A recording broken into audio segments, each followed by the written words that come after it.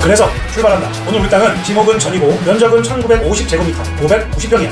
과연 제주 시내에서 졸라 멀다는 것 빼고 우리 땅에는 단점이 없을까? 있지. 단점이 없으면 재미가 없잖아. 단점이 뭔지 생각 안 들 정도로 가격이란 놈으로 단점을 커버했으니까 기대를 해도 좋고, 현장에 가면 진입도로가 넓다고 할 수는 없지만 그렇다고 좋지도 않아. 일단 일반적인 녹록길과 똑같은 4m 폭으로 일률적으로 시멘트 포장이 되어 있거든. 그런데 이 진입도로를 보다 더 전문적으로 지적도를 통해 바라보게 되면 단점이 뭔지 금방 눈에 들어와. 해안도로에서 정상적인 녹록길의 폭으로 진행되어 나가다가 여기 세 번째 필지부터는 갑자기 도로 폭이 좁아진 곳이 보이네. 좁아졌다가 우리 땅을 지나면서는 다시 정상적인 폭이 됐다가 다시 우리 땅을 지나면서는 또 좁아진 곳이 보이네. 우리가 정상적으로 건축 허가를 받으려면 최소 2m 이상 도로에 2m 이상은 물려야 되잖아. 근데 좁아지는 여기랑 여기의 폭을 보니까 여기가 1.6m 폭, 여기가 1.4m 폭밖에 안 나오네. 이런 제기라는 왜 우리 나이 도로폭만 요래? 피곤하네. 현황상 도로를 보고 건축 허가를 받을 수 있을 거냐, 아니면 지적상 도로폭만 보고 건축 허가를 받을 수 있을 거냐. 건축 허가도를 가지고 정식적으로 접수해보셔야 알 수 있습니다. 각 부처와 협의를 해야 되거든요. 실제 현황상 도로 포장은 4m 폭이 되니까 원칙상으로는 당연히 안 되는 거지만 이걸 담당자가 재량으로 인정을 해주냐 안 해주냐, 결국엔 이거야. 전지전능한 천사 같으신 담당자님이 재량을 발휘하셔서 허가를 준다 해도 조건은 있을 거야. 1층이다 2층이다 50제곱미터 15평 이하로만 허가를 받을 수 있을 거야. 준공받고 확장을 한다 해도 20평이 맥시멈. 600평에서 10평 빠지는데 15평만 지을 수 있다고? 헐. 이해해. 충분히 이해해. 열받지.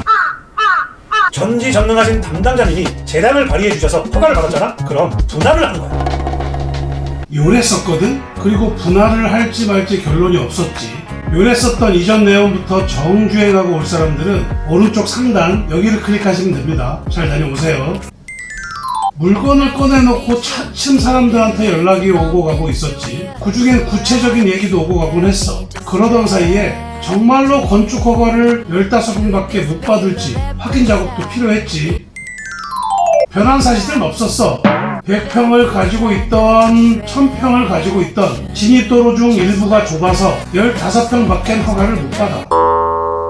그래서 그동안 여러 사람들하고 오고 갔었던 의견을 종합해보고 15평밖에 못 짓는 현실을 직시해보니까 한 사람이 1590제곱미터 590평 모두를 구입한다는 것은 실리에 맞지 않을 수도 있다는 결론에 이를 수 있었어.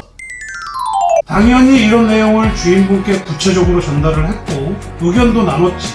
그래서 내린 결론은 50제곱미터 15평밖에 못 짓기 때문에 땅이 클 필요가 없다. 이유가 없다. 분할을 해서 판매를 하자.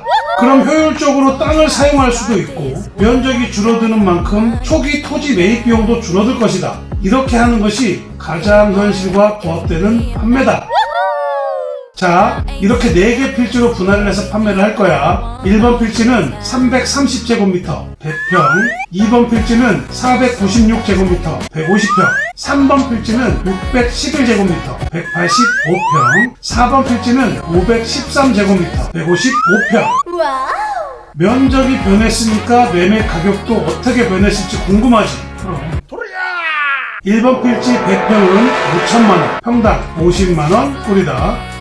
2번 필지 150평은 7,200만원, 평당 48만원 꼴이고 3번 필지 185평은 8,695만원, 평당 47만원 꼴. 4번 필지 155평은 7,130만원, 평당 46만원 꼴이다. 어때? 가장 효율적인 면적에 가장 합리적인 금액이지. 5천만원에서 8천만원대로 이렇게 바닷가 인근에 이렇게 풍경 좋은 땅이 얼마나 있을까? 아니 있기는 있을까? 저기 산 쪽으로 올라가서 아무것도 안 보이는 껌껌한 땅도 100평씩 분할해서 8, 90만원씩 달라고 하잖아. 거기보단 훨씬 시원하고 효율적이지 않겠어? 에이, 그래도 15평밖에 못 짓잖아. 거기하고는 다르지. 그래? 반론을 한번 제시해볼까? 우리 땅하고 똑같이 바다와 약 150m 떨어진 위치에 있는 땅이 있다고 치자.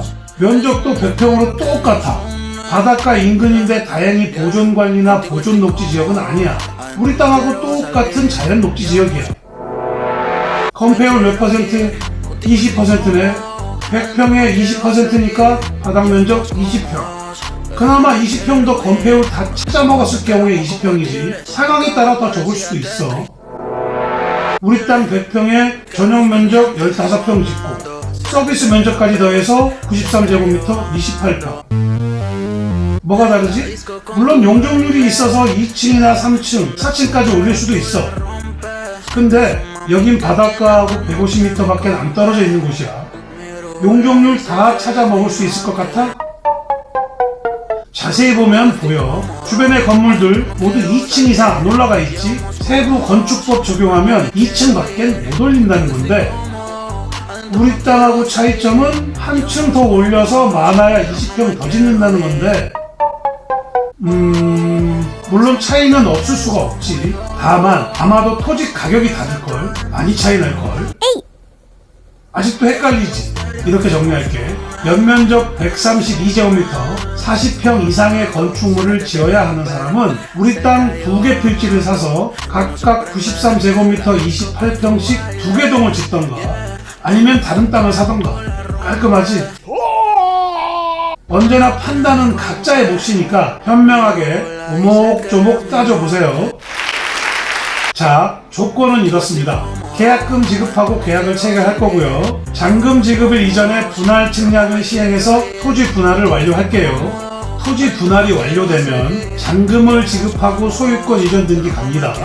토지 분할에 필요한 분할 측량비는 토지주가 납부를 할게요. 전용 면적 50제곱미터 15평짜리가 어떻게 93제곱미터 28평짜리가 되지?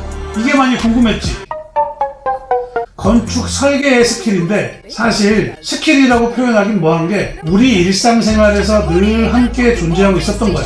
그냥 깊이 생각을 안 하고 있었을 뿐. 생각만큼 그렇게 고급 기술이 들어가는 것도 아니야. 바로 발코니 확장의 스킬 때문이거든. 건축법상 건축법 시행령 제19조 1항 남목에 따르면 발코니 부분은 바닥 면적에서 제외할 수 있고 전용 면적 산정에도 제외된다 라고 되어 있어. 무슨 소리냐면 독립적으로 내가 사용할 수 있는 공간인 전용 면적에 발코니 면적은 포함을 안 시킨다는 얘기인데, 전용 면적은 거실, 방, 주방, 화장실 이런 내부 공간을 의미하는 것이고, 발코니 면적은 건축법상 바닥 면적에 포함되지 않는 서비스 면적으로 분류를 해서 주로 세탁, 건조, 보관 등의 부수적인 기능을 수행하는 공간이라고 생각하면 돼. 전용 면적은 실제로 내가 거주 가능한 공간을 말하는 것이고, 발코니 면적은 추가적인 편의를 제공하는 공간으로 생각하면 이해가 좀 빠를 거야. 어쨌든 발코니 면적은 전용 면적에 포함되지 않지만 건축물의 가치와 사용자의 생활 편의성을 높이는 역할을 한다고 보면 되겠지. 건축법 시행령 2조 14호에 따르면 발코니는 내 외부를 연결하는 완충 공간으로 부가적으로 설치되는 공간을 말하는데, 필요에 따라 거실, 침실, 창고 등의 용도로 사용할 수 있다. 게임 끝이지. 여기 점선이 발코니 확장 부분을 나타낸 것인데, 전용 면적하고 발코니 면적의 중심선을 기준으로 면적을 구분하고 있다고 보면 될 거야. 점선의 중심선 안쪽 부분이 전용 면적인 15평이 될 것이고, 점선 바깥쪽이 발코니 확장 13평 부분이라는 거지. 방 2개의 현관, 그리고 주방의 완전 넓은 거실에 화장실 2개까지 나오네. 어때? 꽤 넓지? 4식구 정도 사용하는데 전혀 문제 없어. 발코니가 접한 가장 긴 외벽 길이의 1.5m를 곱한 값만큼을 전용 면적에서 뺄 수 있으니까 좌우로 길어지면 길수록 발코니 면적이 늘어나면서 서비스 면적이 많아지는 것이고, 좌우폭이 줄어들수록 발코니 면적이 줄어드니까 서비스 면적이 적어진다는 건데, 이 도면이 약 18m 정도 되니까 좌우로 길어서 28평이 될 수 있었던 거고, 이 도면은 좌우로 폭이 좀 좁았을 경우를 가정해서 그려보는데, 좌우로 14m 정도 되었을 경우엔 이렇게 24.51평까지는 안 칠 수도 있어. 24평에 방 3개, 화장실 2개, 현관에 거실, 주방까지 있으니까 여기도 4식구 정도가 충분히 사용할 수 있겠지. 봐봐. 말이 50제곱미터 15평이라고 해서 작아 보였던 거지, 실제로는 28평이나 24평의 건축물을 안 칠 수 있잖아. 일부 진입로 폭이 좁아서 연면적 15평까지만 지을 수 있다는 것은 그다지 우리 땅을 구매하는데 큰 제약을 주는 게 아니었어. 맞지? 대신 굳이 큰 면적이 필요 없다는 현명하고 현실적인 생각으로 이렇게 4개 필지로 쪼개서 판매를 할 거잖아. 토지 구매 비용도 부담이 없어졌고 건물도 최대 28평까지는 충분히 지을 수 있으니까 이제 액션만 하면 돼. 투자는 이럴 때 하는 거야. 강한 액션은 이럴 때 하는 거야. 이제 그만 여기저기 돌아다니고 피니시해. 제주도를 통틀어 손에 꼽을 정도로 남다른 포스와 풍경을 자랑하는 하돌이 앞바다로 남들은 다 가봤다는데 이제 나도 가봐야 하지 않겠어? 애써 찾아가 봐야 아쉬움이 남지 않겠지. 그치? 빨리 와봐. 오늘은 여기까지.